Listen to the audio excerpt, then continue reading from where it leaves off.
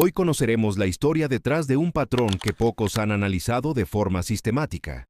Durante décadas, el narcotráfico mexicano operó bajo un código no escrito. Puedes ver a un hombre en la calle, en su coche, en su casa. Pero cuando lo estén velando, cuando sus seres queridos estén despidiéndolo, ahí esperas.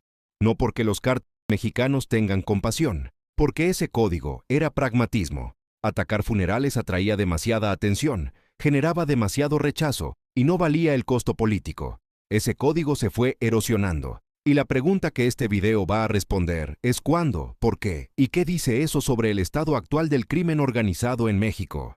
Los eventos que vamos a analizar hoy están documentados en fuentes periodísticas verificadas. No son ficción, no son reconstrucciones dramáticas, son casos reales con fechas, lugares y consecuencias reales. Suscríbete y activa las notificaciones. Empezamos.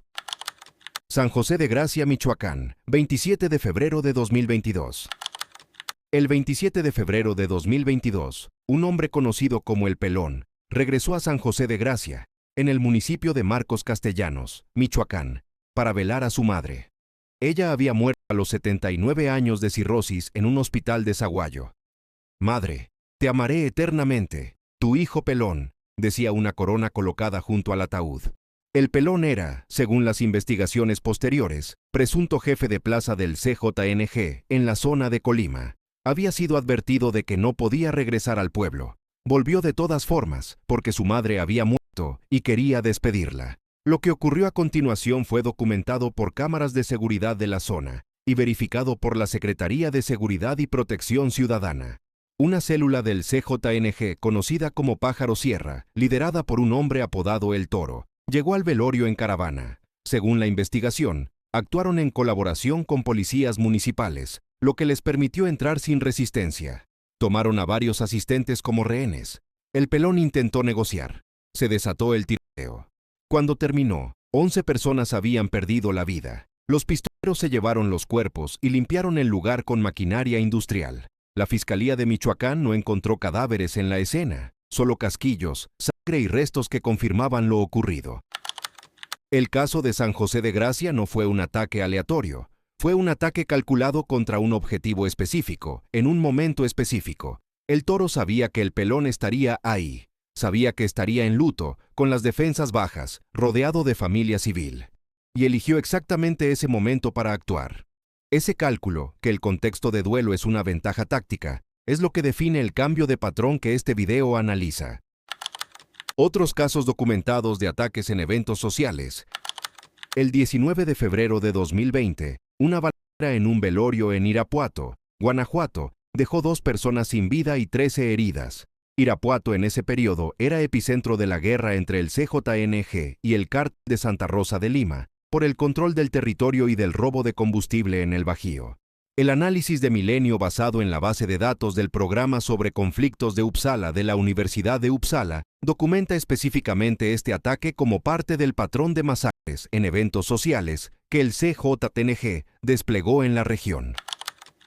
En Cortázar, también en el Bajío guanajuatense, un ataque durante una fiesta patronal fue documentado como parte del mismo patrón. Las fiestas patronales en comunidades rurales de México son momentos de concentración comunitaria, donde el acceso es abierto y la presencia de figuras vinculadas al crimen organizado es previsible.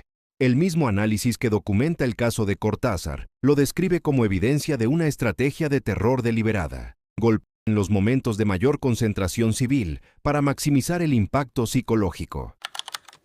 En enero de 2025, en Chietla, Puebla, un comando irrumpió en un velorio y eliminó a 4 personas.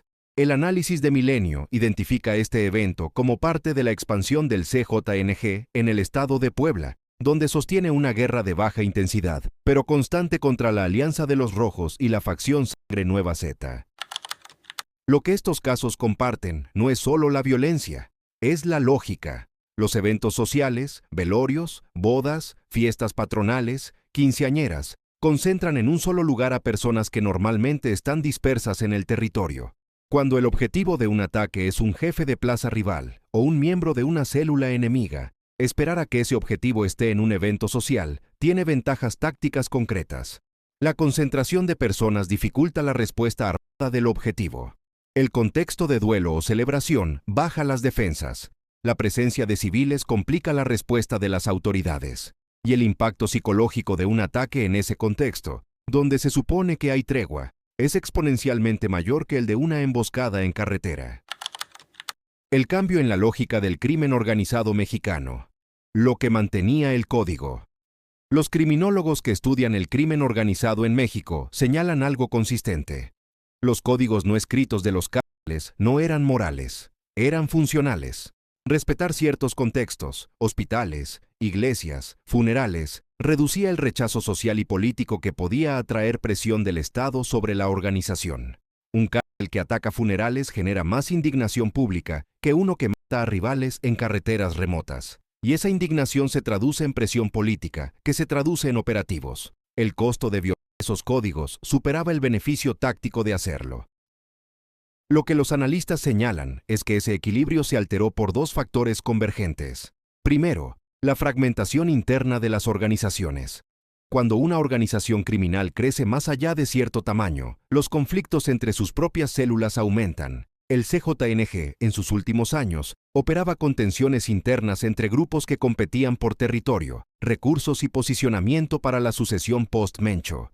En ese contexto de conflicto interno, los blancos ya no son solo rivales externos, son también aliados que se convirtieron en amenaza. Y cuando el blanco es un miembro de tu propia organización, los protocolos que se respetaban con enemigos externos se vuelven irrelevantes.